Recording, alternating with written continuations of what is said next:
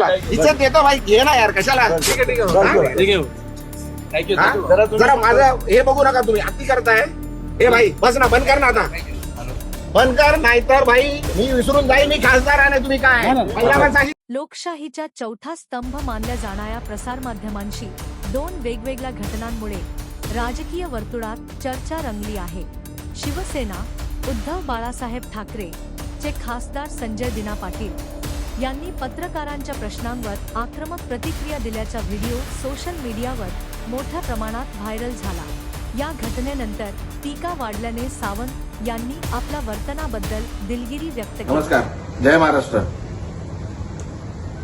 जो प्रकार माझ्यात आणि पत्रकारांमध्ये हा झालेला आहे त्याच्यासाठी मी मनापासून दिलगिरी व्यक्त करतो. आणि हा प्रकार का घडला हे जरा आपल्याला सांगू इच्छितो.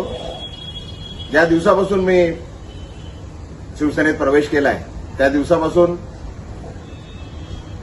एकदम वाईट शब्दात आणि शिव्यागाळ करून मला जे अपमान करत होते, तरी पण मी सर्व अपमान सहन केले. तरी सुद्धा आज सकाळी परत एक पत्रकार मित्र आले होते. मी त्यांना हात जोडून विनंती केली का बाबा याबद्दल आपण कुठलंही मला विचारू नका. जे मला काय बोलायचं होतं ते मी सर्व बोलून झालेलं आहे. आता कृपा करून काय बोलू नका. मी हात जोडून त्यांना विनंती केली. वारंवार मी सांगत आलेलो आहे का बाबा हे सर्व प्रकार हा माझा आहे.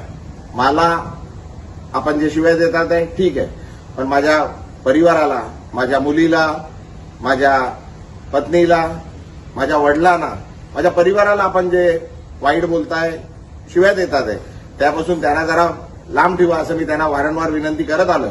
तरी सुद्धा आज सकाळी पण पुन्हा एकदा माझ्या पत्नीबद्दल, माझ्या वडिलांबद्दल वाईट शब्द, वाईट गोष्टी सांगण्यात आल्या, खोट्या गोष्टी सांगण्यात आल्या.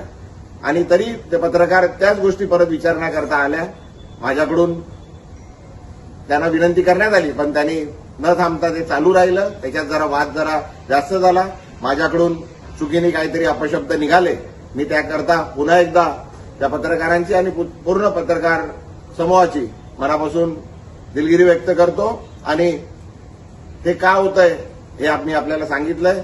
कृपा करून आपण मी जे केलंय, मी जे प्रवेश केलाय त्याच्यासाठी ठीक आहे.